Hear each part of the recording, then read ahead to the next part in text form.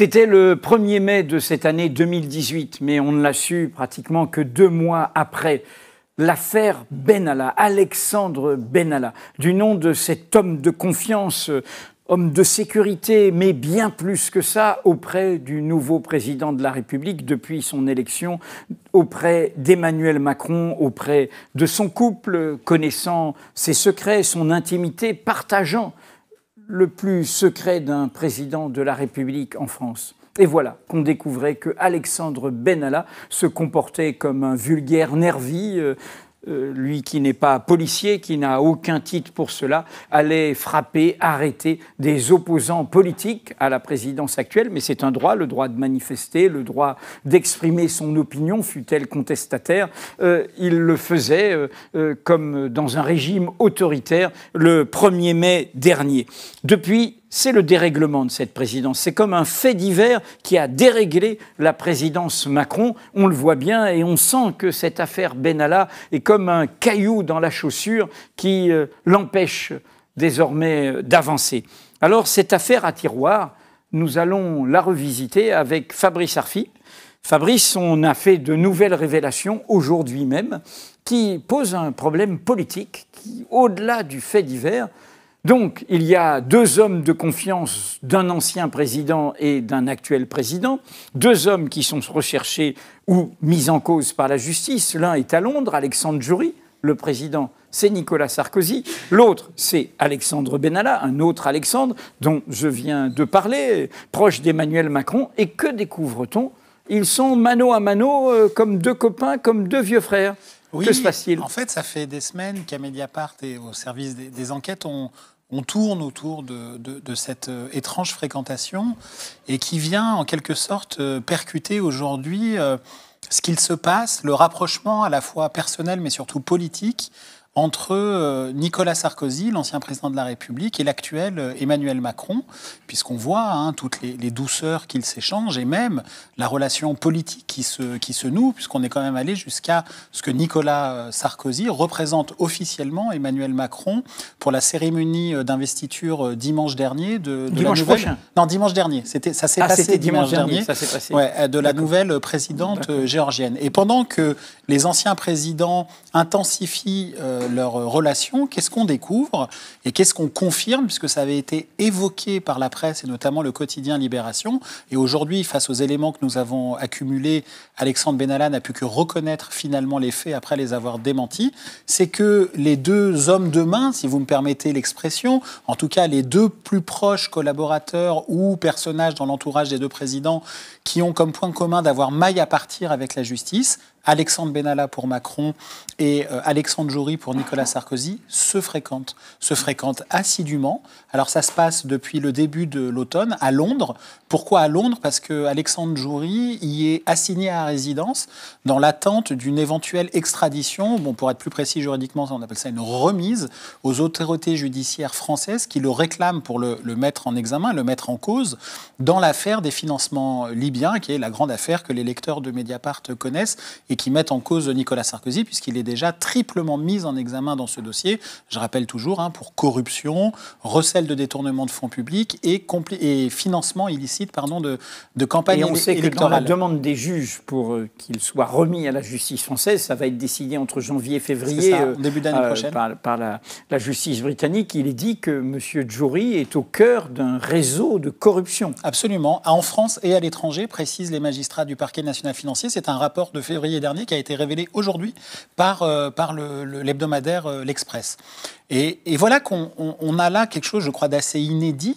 C'est la rencontre de 2 hommes mis en cause dans des très grandes affaires d'État, ou en tout cas qui concernent l'État et la présidence de la République. La vertu de l'État. La vertu de l'État, l'éthique. Alors tu l'as dit, concernant Alexandre Benalla, ce sont des faits de violence volontaire pour lesquels il est notamment mis en examen sur les événements du 1er mai. Pour Alexandre Djouri, c'est une immense affaire d'État, celle du soupçon d'une démocratie stipendiée par une dictature à laquelle on va faire la guerre. Eh bien, nous avons 2 hommes, 2 affaires, 2 présidences qui se rencontrent, qui se fréquentent, pendant que les 2 patrons se fréquentent, se rencontrent et intensifient. Des déjeuners, des dîners, des tête-à-tête sans témoins. Et des représentations officielles. C'est-à-dire que Nicolas Sarkozy est revenu pleinement dans le champ de la République par la grâce d'Emmanuel Macron, puisqu'il représente la France pour l'intronisation d'un chef d'État étranger en Géorgie, alors que quand même, sans atteindre ce principe fondamental de la présomption d'innocence, nous avons quand même un ancien président de la République, Nicolas Sarkozy, qui est renvoyé devant le tribunal correctionnel dans 2 affaires, 2 très grandes affaires, l'affaire Paul Bismuth, c'est trafic d'influence, corruption, et renvoyé dans le scandale de la magistrature. De la magistrature à la Cour de cassation. Et de l'autre scandale, c'est Big Malion, financement illicite de campagne, et il est, comme je l'ai dit, multimis en examen dans l'affaire libyenne. En respectant la présomption d'innocence, un président en fonction qui est gardien de la Constitution pourrait dire, écoutez, je respecte votre innocence, mais tant que votre affaire judiciaire n'est pas terminée... Oui, d'autant qu'on oublie toujours de préciser que la présomption d'innocence qu'il faut évidemment défendre est un concept juridique qui s'applique quand on est mis en examen. C'est que d'un côté, il y a le faisceau d'indices graves et concordants confère le code de procédure pénale qui justifie la mise en examen, et parce qu'il y a des indices graves et concordants, on est par ailleurs présumé innocent, c'est-à-dire qu'on ne peut pas déclarer quelqu'un comme coupable avant une condamnation devant la justice. Mais ça n'empêche pas que les faits sont là.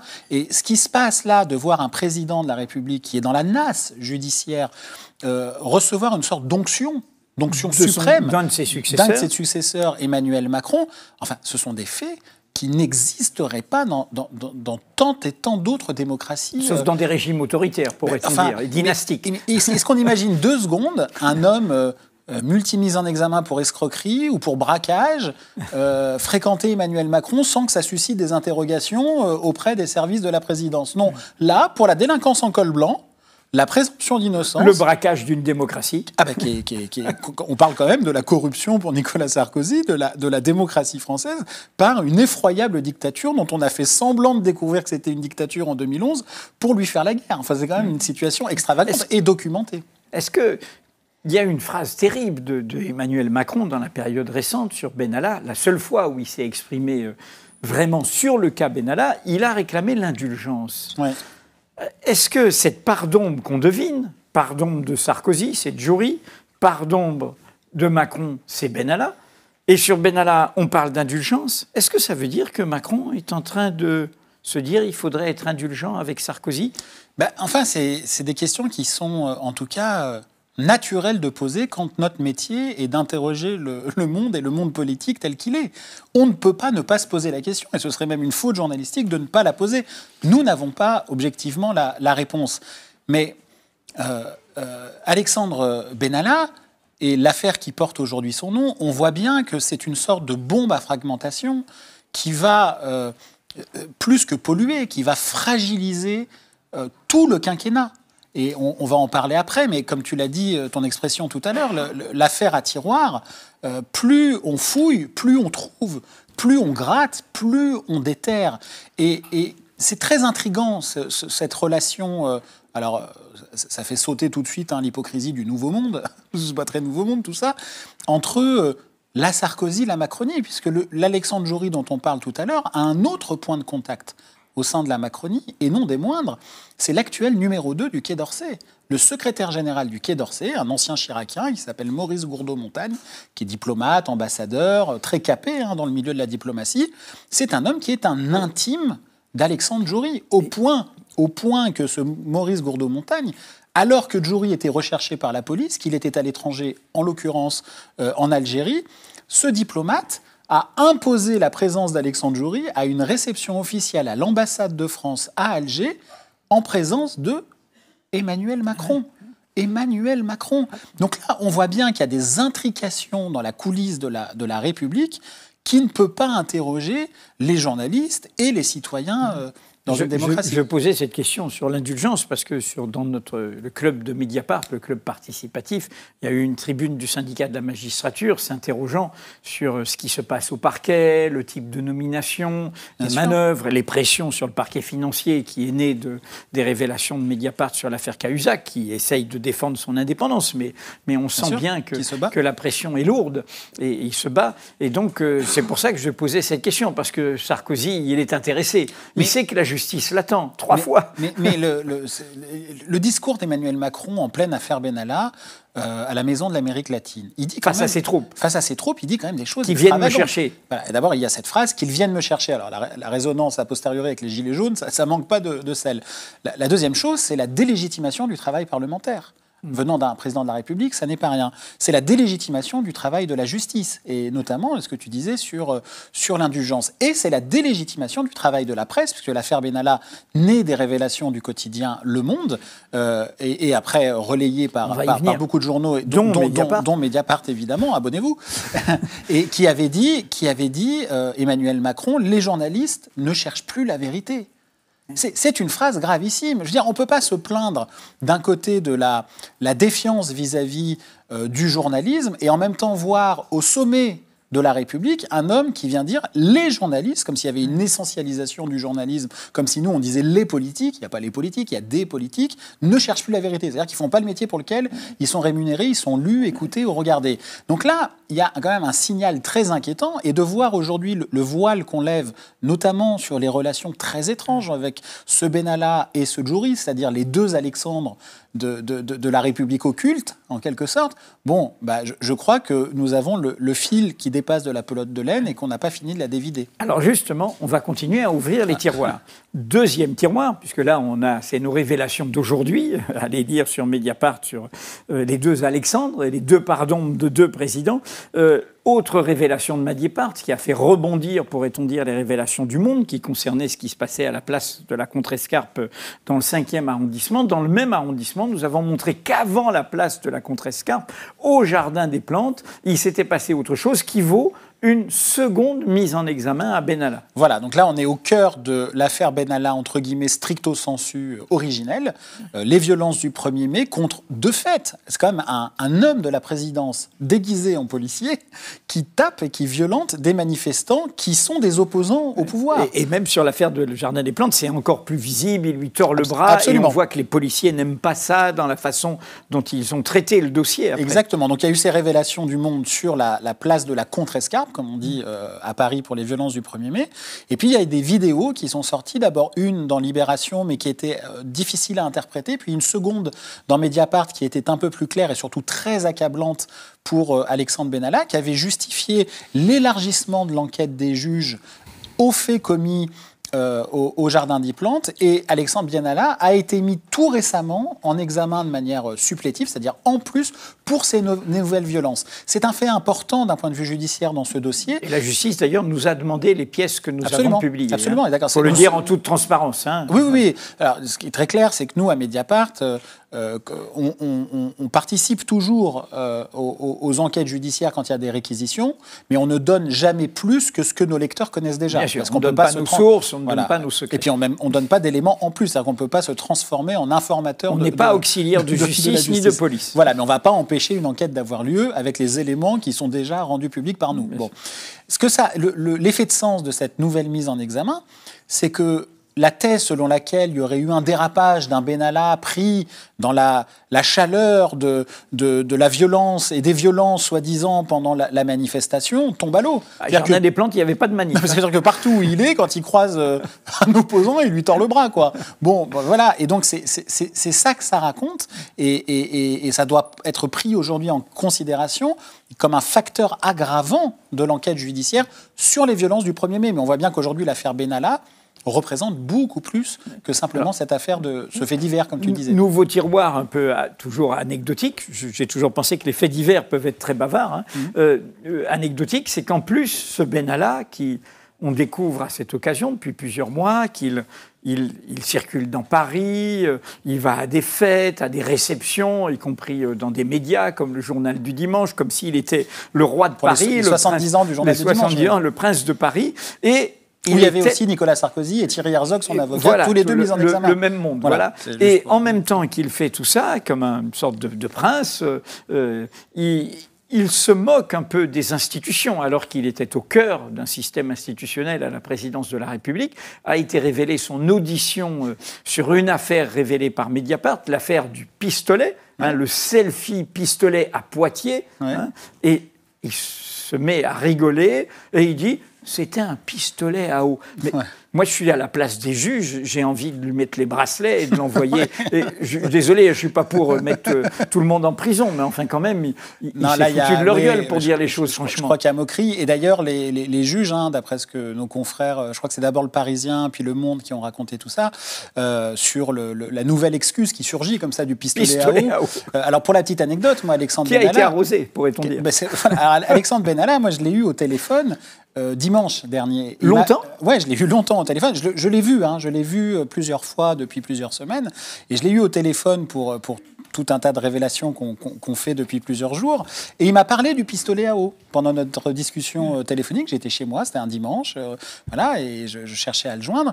Et c'est vrai que j'ai eu du mal à contenir enfin, comment dire, comme on pouffe, quoi, de rire, comme un collégien, quoi, qui est, voilà, sur les bancs de l'école. Et pour plusieurs raisons. C'est parce que donc il y a ce selfie armé qui est pris dans l'entre-deux-tours de l'élection présidentielle. Lors d'un meeting de Macron à Poitiers. Voilà, à Poitiers. Donc on le voit avec la serveuse, voilà, qui a témoigné sur Mediapart. Donc tout le monde a vu cette photo. Avant de révéler cette photo, avec Antoine Rouget, qui est journaliste à Mediapart, c'était Christophe Gueugnaud qui avait récupéré la photo. Évidemment, on a voulu soumettre le selfie, comme on le fait toujours, soumettre les éléments à la personne concernée, à savoir Alexandre Benalla, avant de publier. Et donc, avec Antoine, au mois de novembre, on était en chemin à Paris pour aller rencontrer Alexandre Benalla, qui avait accepté qu'on lui soumette ça pour recueillir ses vues.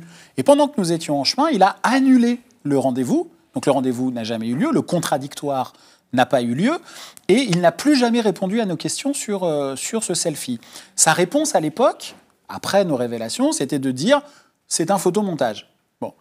Finalement, on a authentifié toute la photo. Finalement, c'est plus un photomontage. Maintenant, le pistolet, c'est un pistolet à eau. Bon.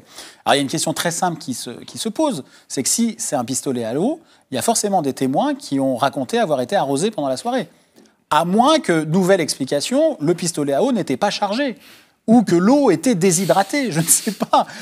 Et quelle est la probabilité que ce soit un pistolet à eau pour un collectionneur d'armes qui a des permis de port d'armes antérieurs, dont le coffre-fort est café d'armes de poing, y compris la marque du pistolet ressemblant à celle qui est sur le...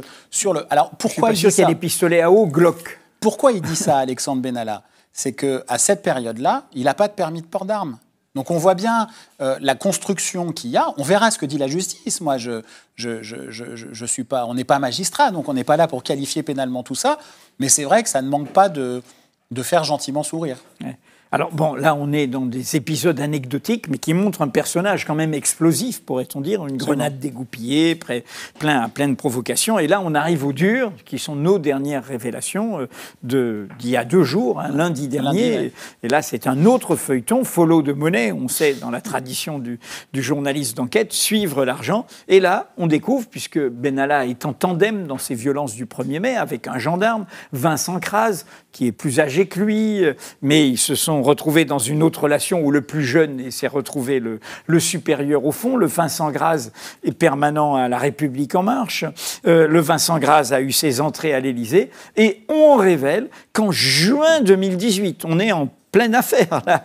Elle n'est pas révélée encore, alors, mais on est entre les violences et avant la révélation. Entre les violences et avant, ce monsieur reçoit dans une société de sécurité privée, alors qu'il a encore une fois, je le répète, ses entrées à l'Élysée auprès du général qui commande le palais de l'Élysée, il reçoit près de 300 000 € d'un oligarque russe, et pas n'importe quel oligarque russe. Raconte-nous.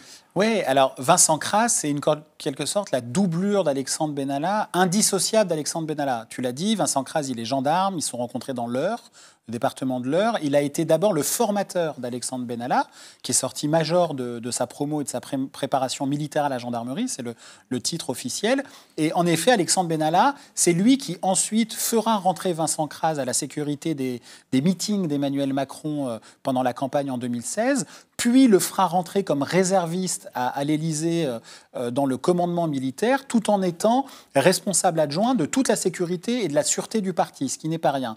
Et pendant qu'il est responsable de la sécurité et de la sûreté du parti, Vincent Crase, qui est mis en examen pour violence volontaire, comme Alexandre Benalla pour les faits commis le 1er mai, il touche 300 000 € d'un oligarque russe proche de Poutine qui s'appelle Iskander Marmoudov. qui fait partie de ces oligarques qui ont fait fortune à la faveur des vagues de privatisation dans le secteur minier et industriel de la fin des années 80, début des années 90 en Russie. C'est une fortune estimée à plus de 6 milliards d'euros. Hein. C'est considérable. Alors lui, sa spécialité, c'est le charbon, c'est les minerais, c'est l'acier, la métallurgie. Mais surtout, c'est un homme qui est soupçonné par plusieurs magistrats européens, en Allemagne et surtout en Espagne par un procureur réputé contre la mafia russe, d'être lié intimement, profondément, avec l'un des pires groupes criminels mafia russes de Moscou, qui s'appelle Ismaïlovskaya. Pardon, je ne suis pas fait russe, j'ai un peu du mal à prononcer. Et voilà cet homme qui finance un protagoniste clé de l'affaire Benalla. Soi-disant pour sa protection. Voilà, donc c'est une société privée de Vincent Kras qui s'appelle Mars. Alors pourquoi ça s'appelle Mars ? Parce que Jupiter, c'est Emmanuel Macron. D'accord. C'est en référence à Jupiter. Donc en fait, il faisait du business tout en étant à l'ombre d'Emmanuel Macron. Il faut dire les choses clairement. Exactement. Parce qu'un peu d'argent de Christophe Castaner, qui à l'époque est le président du mouvement La République En Marche. L'actuel ministre de l'Intérieur. L'actuel ministre de l'Intérieur. Bon. Ça montre quoi ? Les gyros bleus, les policiers, vous avez bien entendu ça. Hein, c'est votre ministre dont on parle. Ça montre une atrophie absolue du contrôle, que ce soit dans le parti ou à l'Élysée. Parce que la société Mars, elle a été montée en 2017, juste après l'élection d'Emmanuel Macron. C'est-à-dire qu'on a des réservistes au cœur du commandement militaire de l'Élysée, qui assurent la sécurité du parti présidentiel, qui ont une société privée financée par un oligarque d'une puissance étrangère, et pas n'importe laquelle, celle de M. Poutine, dont il est proche, et surtout qui est soupçonné d'être lié à la mafia, et on vérifie rien, et on demande rien, et il n'y a pas de déclaration d'intérêt. Voilà ce que ça révèle. Et au cœur de tout ça, il y a évidemment le lien d'Alexandre Benalla avec ce Vincent Kras. Alors Alexandre Benalla dit n'avoir aucun lien dans cette affaire, absolument aucun dans ce contrat. C'est ce que nous avons raconté dans l'article qui a révélé tout ça. Mais voilà une pénétration, entre guillemets, de l'argent d'une puissance étrangère en faveur d'un homme qui est au cœur du pouvoir présidentiel, qui, là aussi, comme Alexandre Djouri, comme le selfie armé, comme les violences du 1er mai, ne peut pas ne pas nous interroger. Affaire à suivre sur Mediapart. C'est voilà, un feuilleton et il n'est pas terminé. Voilà. Merci Fabrice. Merci Edoui.